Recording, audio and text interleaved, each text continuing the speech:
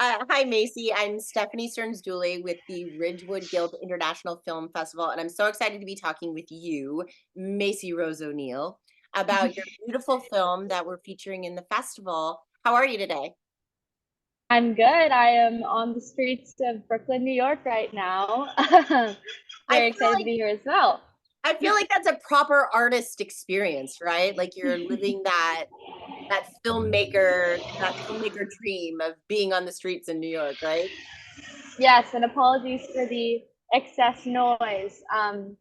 But I'm very excited to be here and answer any questions you have and be a part of Ridgewood International Film Festival. Well, So, we're so excited to have you. So just tell me a little bit about yourself, who you are. my name is Macie. I'm from San Francisco, California. I grew up in San Francisco, but I also grew up 45 minutes north in this small town called Dulli, which is where I experienced a lot of independence as a kid. And I'll go back. Woo! I know so many people. I experienced a lot of independence as a child there. I had a beautiful upbringing with my sister. I have an older sister who's made a huge impact on my life. I'm a surfer, nature lover. I attended Pratt Institute of Art and Design in Brooklyn, New York, which is why I'm still here, and I love it. And I recently started rock climbing. That's a new thing that I've been doing. That is a new So thing. yeah. So how did you get into filmmaking? Like what got you started? I feel like young artists today are you have so much technology right at your fingertips. I would have killed to have an iPhone or an iPad at my fingertips to just be able to record and create things when I was younger than something like so how did you get into like what what what about filmmaking speaks to you as an art form for you? Yeah. Well, I was really lucky. I think growing up in my generation, like you said, like I had a lot of technology that was immediately accessible. So like I had up close flip cameras. I think was like the first time I started really making films. Me and my sister are huge writers, so we were always reading books and making stories and storytelling. Oh my gosh, today's the loudest day. Sorry. Usually the street is really not this loud. I don't know what is happening. It's post a hot, nice day Yeah. excitement. Anyways, so I would say we started making stories and like skits, and then I kind of started getting behind the camera when I was like 10 and directing everybody. I wouldn't say I was bossy, but I definitely had an idea for what we were Yes. doing. Right. And so yeah, I think it started around 10 years old with our like flip cameras, I these have flip one. video cameras. Yeah, and the iPod touches Yep. that came out. It made it really accessible. And it kind of started as a joke. And then when I was 15, 16, I started video editing. I was really fortunate enough to be introduced to that early on. So I really honed in on my Premiere skills. And then I started making films in high school, documentary style, but I wanted to make more narrative films. And I was lucky enough to go to film school and learn exactly how to do that. Well, I feel like you learned really, really well. I loved it.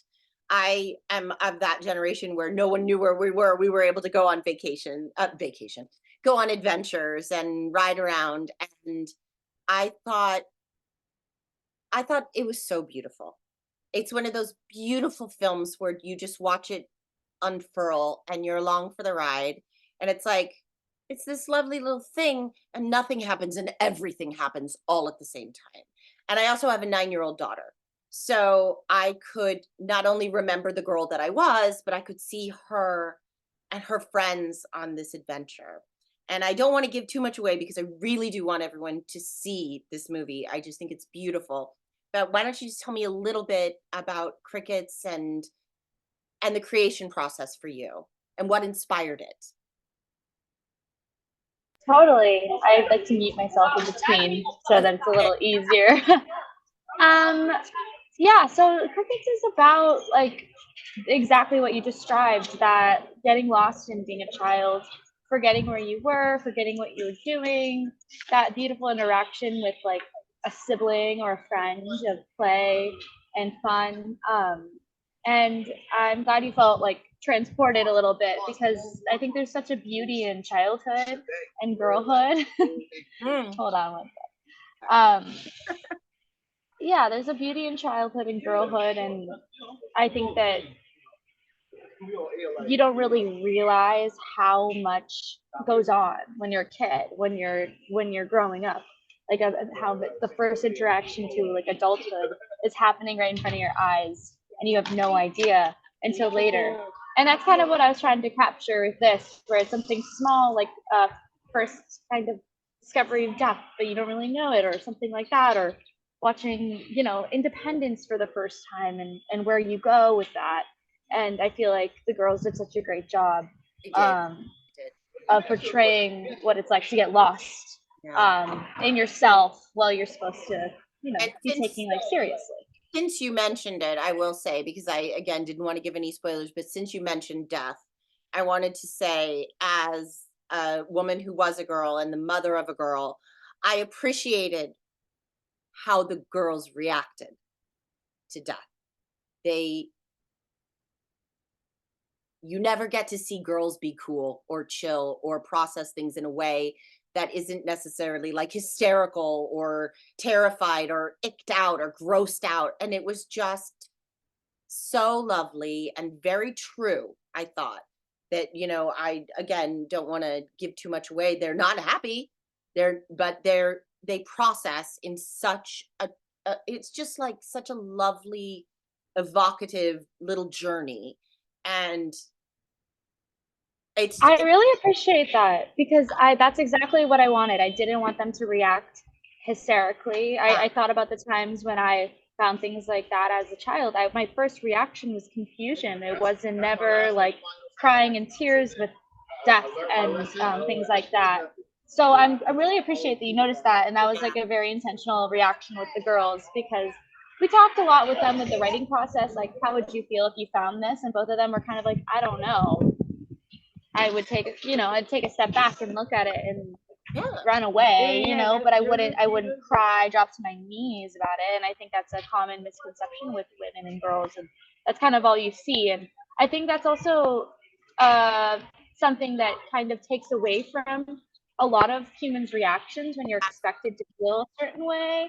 And people react to trauma in so many different ways. So that's kind of why I did that, because it's really important to note the spectrum of reactions to stuff like that, because there's never one way, Yeah, it was a especially for great girls. directorial choice, a great acting choice. It was filmed beautifully, and I feel like it works for the piece, and it works for these kids, and it works for these characters, and it worked for me as an audience member, in that it's not always I'm tired of being told that girls are nothing but like grossed out by stuff or freaked out by stuff. Like, girls are strong, girls are resilient. And I love what you said in your blurb about um that in between moment of childhood where you're not quite a little kid, but you're not a teenager, you're not a big kid yet. You sort of live in that in between. And this was so, I thought, such a lovely little glimpse into that, because they deal with an adult thing. And yet they really still are in that ethereal sort of, again, living in that in between of being a little baby or being a big kid or being, the older sister headed towards, a preteen, tween age. It's just, I just felt like I really was along the ride for them. And so I really did love it. I appreciate that, and I think that in between age is super important. When you're the younger sister, it's super important to look up and learn so much from your older sister that's 10 steps ahead of you. Also, not, because she could still tap into that childlike sense of play, and same vice versa with the older sister being able to still feel like a child because she is one, but take the lead. And I feel like that was kind of the beauty of them together, because they're real sisters, the actresses. And same age difference as me and my older sister. It was really lucky that we were able to have two such great girls, young women, participate and be themselves and bring their own edge to everything. And yeah, they're incredible. So what is next for Macie Rose O'Neil? What's going on next for you? What are you working on? Right now we're kind of writing this. I'm writing this little short film about a group of women that we're going up. We're going to my age. I'm gonna maybe tap back into some childhood throwbacks one day, but at the moment I'm kind of trying to do something more about people in their early 20s. I've learned so much this year about myself, about womanhood, femininity, and I want to make a film about kind of nesting, about women nesting, and I think it's really beautiful how you could throw women into like any situation and they'll make it beautiful in their own way, whether that be a space, and also grappling with that kind of Oh, I'm losing you a Stockholm little bit. syndrome that comes with nesting. Low network, sorry. Here, we're just shooting a film about a group of girls that live together in New Hampshire, and it's gonna be a little bit more experimental. But yeah, it's about a group of girls looking for a new roommate. So that's the log line. Well, Macie, thank you so much for taking time out of your day to chat with me. And I can't wait to see what you do next. And I hope I get to see that film.